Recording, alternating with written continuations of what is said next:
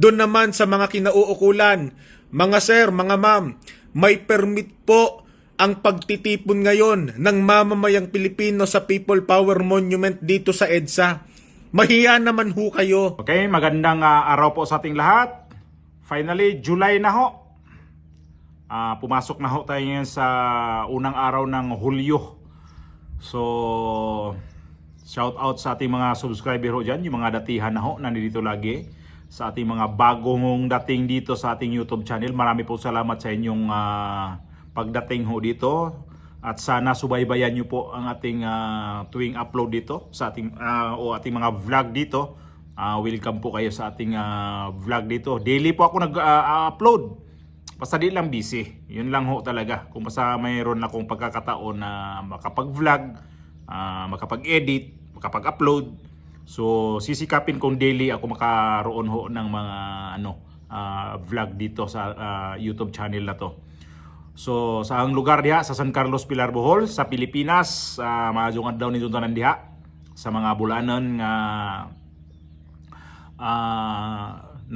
nagkalat sa buong mundo. Kagaya ko na isang OFW sa bansa dito sa Spain. Shout out po dito sa Espanya.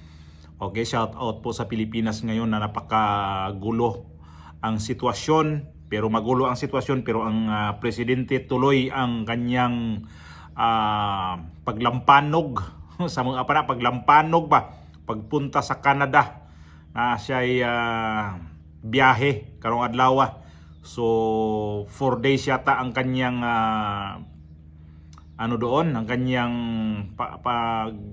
pagstay sa Canada. So ibig sabihin ang Pilipinas ngayon iniwanan ito, nagrarally itong Iglesia ni Cristo at sigon dito sa mga Iglesia ni Cristo, sa mga leader ay ang kanilang mga miyembro hindi ho pwedeng makalapit sa kung saan ang kanilang location na itong rally, itong People Power Monument dyan sa may EDSA, kasi hinaharang daw dito sa may north at saka south, at hindi pa ho yan dito sa may bandang Cavite ho. Basta malaman daw na may napanood din ako nun na kapag nalaman nila na pupunta ka sa rally ay hindi ka pwedeng pupunta sa rally, pabalikin ka at titikitan daw yung driver, kasi mayroong napanood doon na van daw ho sila na sa start tollway doon sila hinarang ng mga pulis, LTO o ano man yung mga highway patrolman yan dyan, kasi ayaw nga nilang itong mga miyembro ng Iglesia ni Cristo na papuntahin sa rally para siguro to minus-minusan itong mga tao dyan sa nagrarally. Okay, ito yung isang video. Ingat po tayong lahat ha, ingat po tayong lahat dyan sa Pilipinas. May chance ba talaga tayo dito na mananalo tayo sa laban nito? Sana ang Iglesia ni Cristo suportaan natin to, kasi sila ho talaga ang nangunguna na ngayon sa kanilang kilos protesta dito sa corruption sa itong administrasyon ni Bongbong Marcos, at hindi sila nanahimik nga. Hindi kagaya nitong mga Katoliko na iba naman yung mga dito, ang estilo ng Katoliko, pero ito Iglesia ni Cristo na nagustuhan ko ngayon dito kasi talagang may halong tapang na ang kanilang mga sinasabi dito. Ito yung isang ito yung isang nagsabi na hinaharang na sila. Pasok ko, panoorin natin. Mga kapatid at mga kababayan namin na papunta po ngayon sa EDSA People Power Monument, meron po kaming mahalagang ibabahagi sa inyo, at dito dapat ay magpakatalino po tayo. Batay po sa ating source, meron pong mga checkpoint na ikinalat ngayon sa iba't ibang dako sa mga kalsadang papunta po sa People Power Monument. Kapag ka po ang sasakyan ninyo ay nalaman ng mga checkpoint na yan na papunta kayo sa EDSA People Power Monument, kayo po ay haharangin nila, iho-hold po nila kayo. Hindi po nila kayo papatuloyin sa pagbiyahe, o di kaya ay pababalikin po ang inyong sasakyan patungo po sa kanya-kanya ninyong lugar para lamang mapigilan po kayo na makapunta sa EDSA People Power Monument. Ito po ang ilan sa mga nakuha nating mensahe sa ating source. Dito po ay makikita natin, ang sabi dito, good morning po. As per sa mga traffic enforcer dito sa Cavite, Bacoor, may checkpoint para sa mga papunta ng rally. Longos area, Bacoor, Cavite. Baka pwedeng ipaalam sa mga galing Cavite. Iwasan yung Longos area. Isa pa po, eto. Advice lang mga bro, dami ng kalat na LTO, MMDA, pinapara lahat ng van. Pinipigilan nila mga papunta ng rally at hinahanapan ng butas kapag may mga sakay na INC mga van. Ayan, sa C5, mga bro, punta ng Lanuza Street, andun sila. Malamang inaabangan mga service ng INC. Mga sir, mga kababayan, mga kapatid, magpakatalino tayo. Alam na ninyo ang gagawin para hindi kayo mapigilan ng mga yan. Doon naman sa mga kinauukulan, mga sir, mga ma'am, may permit po ang pagtitipon ngayon ng mamamayang Pilipino sa People Power Monument dito sa EDSA. Mahiya naman ho kayo. Huwag nyo hong pigilan ang ating mga kababayan na maglabas ng hinaing para sa ating gobyerno. Karapatan po namin yan. Huwag po ninyo silang pipigilan. Hindi porke papunta ng rally, iho-hold na ninyo. Hindi porke malalaman ninyo mga iglesia ni Cristo ang sakay, pababalikin ninyo. Mahiya naman ho kayo. Legal po yung isasagawang pagtitipon ngayon. Pabayaan po ninyo sila. Huwag po ninyong i-hold yung mga van, yung mga bus o yung iba pang mga pribadong sasakyan na papunta ngayon sa EDSA. May kalayaan at karapatan po ang bawat isa sa atin. Nananawagan po kami sa gobyerno. May permit po ito. Huwag po ninyong hahadlangan.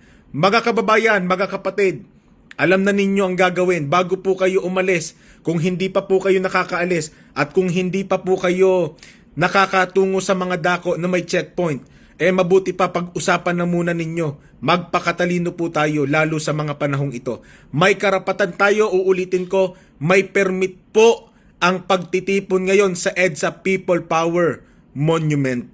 Nakakainis nga naman. Bakit kaharangin ninyo kapag pupunta sa rally? May permit na nga hinaharang pa. Sabi ni Bongbong Marcos kanina, hindi naman daw siya nag-alala dito sa Iglesia ni Cristo kasi hindi naman to nanggugulo. Bakit ninyo hinaharang, Bongbong Marcos, bakit pinapaharang mo to sa mga sa mga pulis, sa mga highway patrol na hindi naman to nanggugulo? Sabi mo behind the rally. Well, anyone can hold a rally, and so they held a rally. Malakas ang loob ko kasi sa buong kasaysayan, ang iglesia, pag nag-rally, kahit napakarami, hindi sila nanggugulo. And that for me was the main concern, that somebody might get hurt. Problema lang namin is that merong impormasyon na siyempre merong mga mag-infiltrate, mag-agitate. Yun ang inaalala namin. Yung pinaka-importante sa amin, walang masaktan. Either tiga-iglesia o kung sino man na mapunta ro na magulo. So let's just keep everything stable and peaceful. And so far it has been. So I thank everybody involved for keeping it safe for everybody. And sir, and your reaction to their Takot ka talagang mawalan ng upuan dyan sa Malacanang? O kung hindi ka takot, pabayaan mo makapasok itong mga INC. Bakit hindi niyo pabayaan makapasok dyan sa Metro Manila para maglabas din sa kanilang mga hinaing itong mga INC na sa iba't ibang parte ng Luzon? Paano kung susugod din tong parting Visayas at Mindanao? Kaya ba Kaya ba to pigilan? Ngayon, kaya niyong pigilan yan kasi kotse-kotse. Paano kung yan? Magsabay-sabay ho lahat yan. So, ang INC, ito na talaga ngayon ang kanilang kilos na talagang gising na gising sila dito. Gusto pa nga nila talaga magdagdag pa ng araw nito sa kanilang rally. O bukas, may rally pa sila, Kaya lang sa gagawin nila sa Liwasang Bonifacio. Medyo malit-lit ang doon, ang kanilang location, ang kanilang area. Kaya lang mas okay doon kasi hindi nila kailangan yung permit 'yon. Kasi nga dito sa ano, inaalala rin siguro ng INC na nakapurwisyo sila sa traffic diyan sa may EDSA mismo kasi talagang diyan halos dumadaan ang mga tao diyan sa EDSA. Kaya siguro iniiwasan na nila yan. Okay?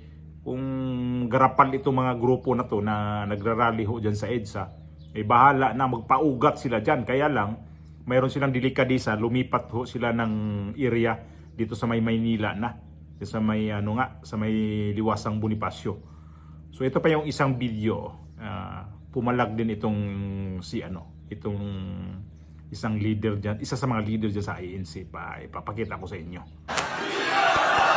May nabalitaan po kaming hinahadlangan pa dyan sa South at saka sa North. Meron naman na po tayong permit.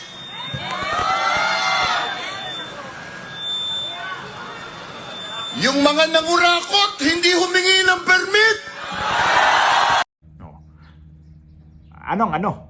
Anong mayroon?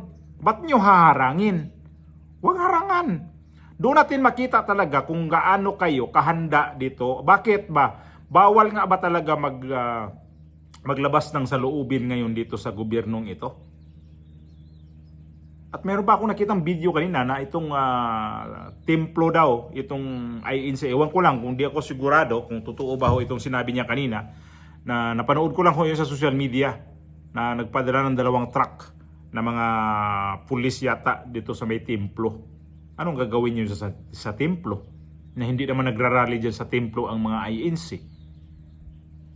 Hindi naman, ngayong araw na to, mayroon silang permit, pinayagan ho sila. Bakit haharangin? Bakit ninyo pipigilan para dadami itong magrarally? Hindi ba talaga kayo pwedeng pabayaan talaga itong mga religious group na magsalita? Pero pag Katoliko, hindi ninyo hinaharang. Gawa siguro na alam ninyo na kapag Katoliko, alam niyo kontrolado ang mga leader ho dyan sa Katoliko, sa may CBCP. Bakit din niyo ito harang-harangin? Kapag Iglesia ni Cristo, hinaharang-harang ninyo. Kasi, alam ninyo, ang INC, walang nagkukontrol sa gobyerno.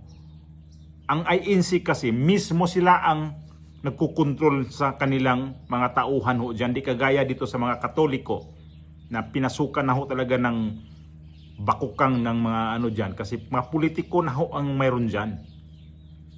Pero itong mga Iglesia ni Cristo, nagpaila pa sa bulanan pa, nagpaila mo nga hindi ninyo kaya ang mga taga Iglesia ni Cristo. Kung anong harangan man. At mga entry point nito sa papasok dito sa may sa loob ng Metro Manila, hinaharang ninyo para i-reduce ninyo ang mga tao diyan, para sabihin ninyo ay konti lang yung dumating. Paano hindi konti nga hinaharang ninyo? Kung maglabas talaga ng saloobin itong mga Iglesia ni Cristo, wag pabayaan ninyo. Kung banta na talaga sa seguridad ang kanilang ginagawa, may mga pulis kayo sabi ni Bongbong Marcos kanina, hindi naman to banta daw sa seguridad Tahimik naman tong mga INC. Tapos ang pa niya, baka daw sakyan sa mga ibang elemento dyan. Ba't yun iniisip mo? Kung naglabas ng saloobin itong mga to, itong Iglesia ni Cristo, ibig sabihin, makinig ka na, Mr. President. Ang INC naglagay sa iyo dyan. Ganito na lang. Naglagay ang Iglesia ni Cristo para magiging presidente ka. Suportado ka noon. Pero itong hinain ngayong Iglesia ni Cristo, ang kanilang nakikita ngayon na sobrang bias ang iyong panggobyerno. Kapag kalaban, binibirada ninyo, hindi mo papakinggan kasi gusto mo sarili mo talaga ang pakikinggan. Unfair naman yun. Kasi itong mga Iglesia ni Cristo, isa to sila nagpapanalo sa panahon ng pagiging pagka-presidente mo. Ngayon, nagiging presidente ka na hindi mo sila pakikinggan? I-balanse dapat. Kung sino man nito, kung sino man ang nag-control nito sa pagharang nito sa Iglesia ni Cristo, di ba sinabihan na mahiya naman kayo? Sinabihan na rin ha. Ibig sabihin, itong ginawa ng sobrang epektibo itong ginawa ng Iglesia ni Cristo ngayon. Kasi ano sila hinaharang ba naman, ibig sabihin, mahirap na ho talaga yan kapag dumami ng dumami. Kung may permit yan, pabayaan ninyo. Nabulaga nga kayo dun sa rally na yun, sabi na walang permit. Inamin naman din yun na walang permit sa mga taga-Iglesia ni Cristo. Pero ngayon na may permit na sila, pabayaan ninyo maglabas ng saloobin. Pabayaan. Hindi naman sila nagkakalat dyan Sila mismo nagliligpit ng mga basura. Sila mismo hindi nag-iwan ng mga dumiho dyan sa kanilang pinipwestuhan ngayon nagrarally. Hindi kagaya ng ibang nagrarally. Ewan ko kung sinong nagliligpit. Ngayon, itong nagrarally, i-control ninyo. Sobra naman yatang unfair talaga to. Nakikita ko to, sobrang unfair na to ang ginagawa ninyo. Kasi, hindi ako INC. Pero, ang ano ko dito para sa kanila, sabi ko nga suportado ho itong gobyerno itong noon. Pero ngayon hindi niyo kayang, itong gobyerno na to ngayon, hindi niyo kayang suportaan itong gusto ng Iglesia ni Cristo. Litisin nyo muna. Kasuhan nyo muna yung sino yung dapat kasuhan dyan na nauna pa kay Marcolita. Kung talagang yan ni Marcolita, kung mali man yung ginagawa ni Marcolita, ni Senador Marcolita. Kung mali yan, unahin nyo muna yung mga bilyon-bilyon ho dyan. Kaysa 75 million na donation, hindi naman ho galing sa kaba ng bayan nga yan. Bakit ba yan ang pinag-interesan ninyo? Gusto niyo yung bawiin yung pera na yan na naibigay ni Senador Rodante Marcolita? Ba't yung masabihin niya, kunin namin yan, hingiin namin yan, para tapos ang usapan, para di na tayo, kung pera niyo pag-interesan dyan, paano ko sabihin ni Senador Marcolita, o sige, para tapos tayo dito, ibalik ko tong pera na to, sa inyo na to. Ano na naman kayang sabihin ito? Ay, pastilan, Pilipinas. Dito pa ngayon sa kaguluhan ngayon ng presidente. Hindi hindi niya basta ako may caretaker ako diyan, kung sino yung ilagay kong caretaker diyan. Importante ako, makalipad ako ng Canada. Mag-Canada kami. Gagastusin ko na naman tong pera ng taong bayan sa Canada. Di ba? Napaka natin ngayon. Ang gulo talaga ng sitwasyon sa Pilipinas. Hindi kung ganitong klaseng presidente talaga na, yun na nga, anong niya? Kasi nga daw, may tiwala sa INC. Pero pinipigilan ang papasok sa sa mga magrarally pa. Okay, Mr. President, ano na naman kayang pautot mo? Pag nandyan ka naman sa Canada, nung nag-Japan ka, ang dami mong pautot. Ngayon, ano na naman kayang klaseng utot yan? Baka pagbalik mo ng Pilipinas, puro na naman yan, yan ang sabi, yan ang mag-invest dito, Canada, ganito, pero pagdating ng ilang, walang investment. Ilang biyahe ka noon, bago ka nagiging presidente? Ilang biyahe ka, sunod-sunod ho yun. Pero di ko alam kung anong mga investor ang pumasok sa Pilipinas. Naghanap ka ng mga investor, pag ganyan naman ang klaseng panggobyerno mong kurap ka, ang mga investor, atras. So ituloy mo lang yung pagkakurap mo para masaya ka talaga.